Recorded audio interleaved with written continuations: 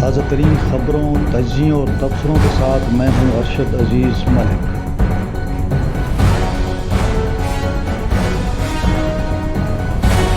السلام علیکم ناظرین، امید ہے آپ خیریت سے ہوں گے۔ آج کی بڑی خبر ہے اور اس خبر کا انتظار کافی وقت سے تھا۔ آج کی جو بڑی خبر ہے وہ میں آپ کے ساتھ شیئر کر رہا ہوں، اور شیئر کرنے سے پہلے صرف یہ ریکویسٹ کہ چینل کو سبسکرائب کریں، لائک کریں اور شیئر بھی کریں۔